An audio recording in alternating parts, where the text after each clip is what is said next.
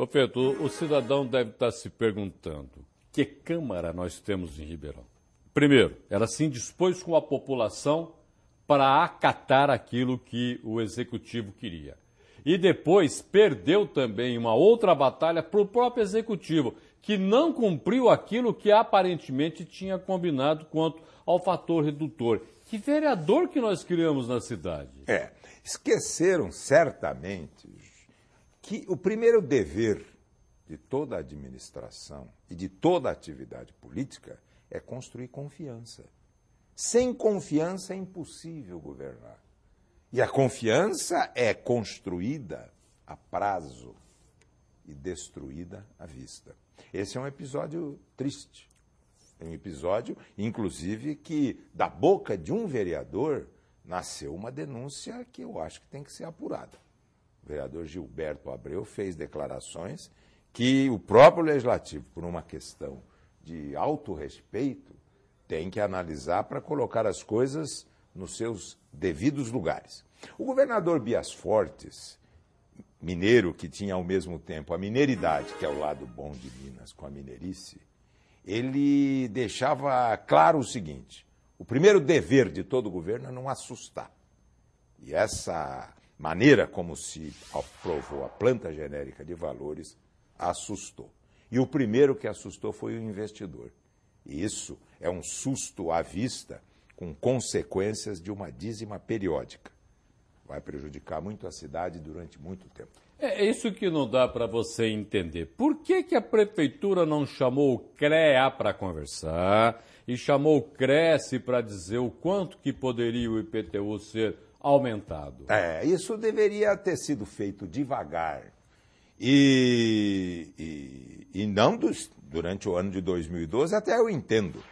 2012 foi um ano eleitoral, um ano decisivo. Mas por que não 2011? Mas por que não 2012? Se você faz uma boa administração consequente e séria, você não perde voto. Aumentar imposto significa, no Brasil, com essa carga tributária, perda de voto. Mas vamos admitir que nós estamos tratando com seres humanos, com políticos e não com anjos. Os anjos fariam, é claro, o aumento de tributos nesse ano. Mas poderia ter sido feito com vagar, como lembrou Machado de Assis, o tempo acaba se esquecendo daquilo que é feito sem ele. Nós vamos esquecer desse período, porque é uma maneira de se limpar da mente da cidade um período não muito favorável, que chegou ao Executivo e ao Legislativo. Alguém poderá dizer, não, mas teve gente que é favorável ao aumento dessa carga tributária. Aí você pergunta quem? A administração municipal, chega a prefeita, chega alguns vereadores. Mas, Roberto, a opinião da corda é sempre o oposto à opinião do pescoço. Certo? Então depende de quem você pergunta a favor e quem você pergunta contra. Daqui a pouco eu quero voltar para falar com você a respeito dessa coisa do lixo que está cheirando muito mal, e essa denúncia feita pelo vereador Gilberto Abreu é séria e precisa ser olhada atentamente. Vamos aproveitar com a cooperação da Gislene Lopes para conversar agora com o Luiz Rufino, cientista político. Rufino, o que aconteceu ontem na Câmara? Foi alguma coisa muito bem avisada e o cidadão que não quis enxergar? Roberto, boa tarde, Profeito. Na verdade, o que ocorreu é que o nosso político é lento de raciocínio quando se trata de interesses públicos, de interesses do cidadão. Agora, quando se trata de interesses particulares, parece-nos que ele é bastante rápido, né? Não foi falta de aviso, não, Golfeto, não foi falta de aviso, Roberto. A população deveria ter acompanhado com muito mais eficácia, só que nesse momento a população está tomando chopp e trocando os presentes de Natal, né? E a maioria não sabe o que está se passando. Há, de fato, algo de podre em Ribeirão Preto. Agora, isso tudo que nós enfrentamos, todas essas batalhas que aparentemente existiram dentro da Câmara, isso daí foi só jogo de cena ou coisas estão sendo preparadas para daqui 2 anos, quando vamos ter eleição e muita gente que está na Câmara ou que está no Executivo chegará a postulante à vaga, a deputado federal e estadual? Perfeito, Roberto. A política, o amanhã, é feito hoje. É evidente que a base aliada, e principalmente a articulação que o PMDB fez, é pensar exatamente nas eleições daqui a 2 anos, 2014, né? Pensando aí para governador e principalmente para deputado federal e estadual. O jogo já começou.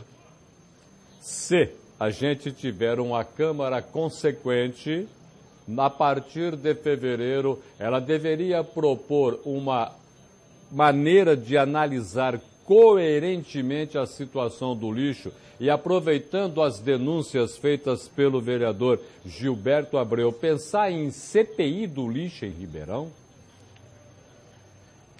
Olha, Roberto, como diz o Golfeto, para se fazer política é preciso coragem.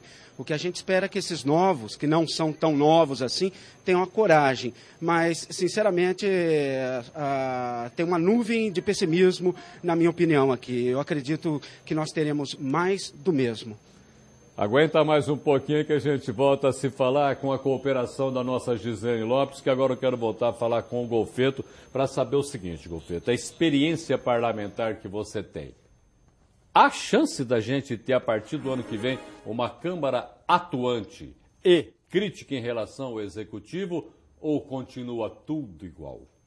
Antônio Gramsci, o grande pensador italiano, ele dizia que em política é preciso combinar o pessimismo da razão com o otimismo da vontade. Fecha aspas.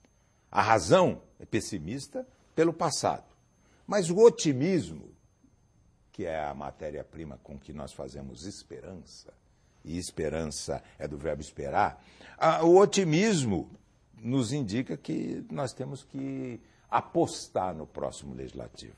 Agora, a trajetória do legislativo é de declínio.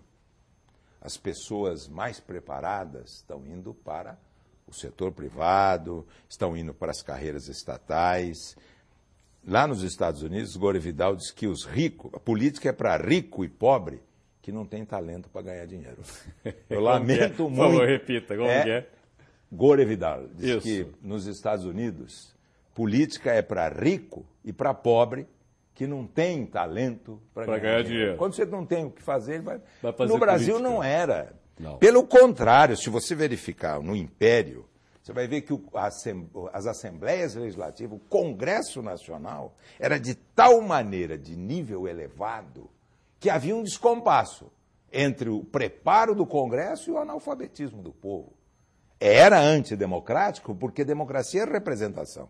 Você tem 10% de delinquentes. Tem que ter 10% de delinquente no Congresso Nacional, senão não é representação. 3% é de expressão despreparados, 3% da população. Você não tem representatividade. Esse é um dado impressionante. Agora, como nós estamos com atividade em declínio, a Câmara de 51 foi inferior à de 47, do ponto de vista intelectual, sim. A de 55 abaixo de 51, e assim vem vindo, pode ser que a próxima venha a ser pior como na sequência. Ou que nós tenhamos atingido o fundo do poço. No Brasil, Roberto, fundo do poço tem mola.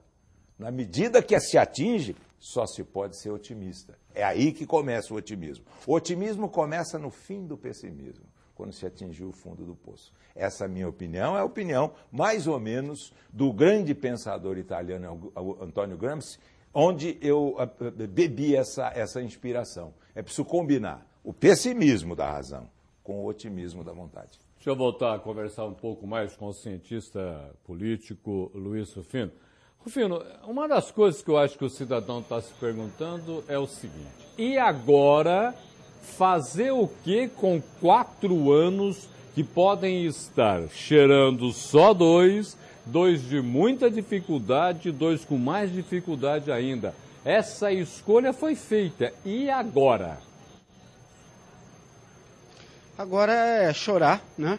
E tentar fazer um acompanhamento popular. As redes sociais vêm cumprindo esse papel, ainda que pouco, né?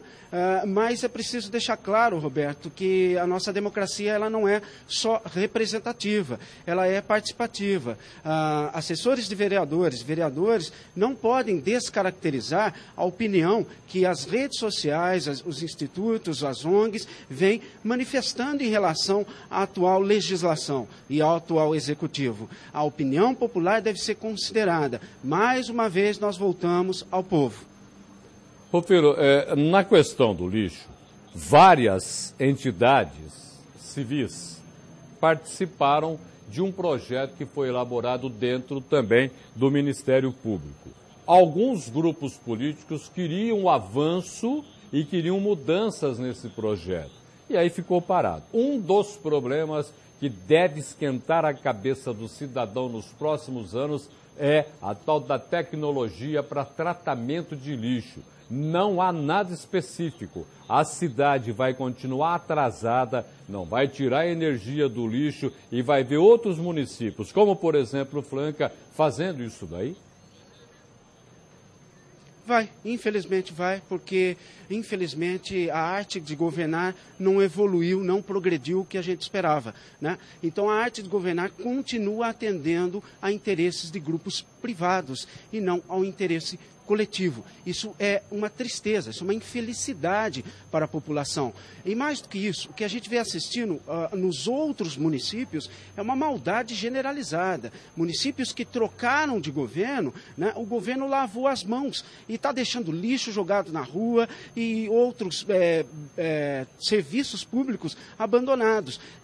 Para que punir a população desse jeito? Para que punir a população sem considerar exatamente uma nova tecnologia no tratamento do lixo? Rufino, muito obrigado pela sua participação no Jornal da Clube. Um abraço a você, um feliz 2013 e agradeça também a gentileza da Gislene Lopes, tá bom? Eu que agradeço sempre, Roberto. Um grande abraço. Outra você, muito obrigado. Rufino, para encerrar a nossa conversa, você acredita que a Câmara vai tentar pensar em CPI para essa denúncia que o Gilberto fez? Depende da pressão popular. No governo Juscelino, Congresso do Rio, cunhou-se uma expressão muito importante.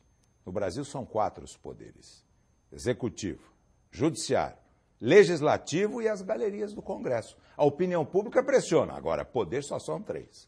Esses 3 poderes, efetivamente, executivo, legislativo e judiciário. A pressão existe, sempre existiu. Existe tanto do setor privado que nos Estados Unidos ele se chama lobby. E é disciplinado por lei. A pressão da sociedade é legítima. A lei é isso. Governar, dizia Otto von Bismarck, é administrar pressão. Muito obrigado pela sua presença no Jornal da Clube, Rufino. Eu que agradeço a colaboração. Muito obrigado. Obrigado.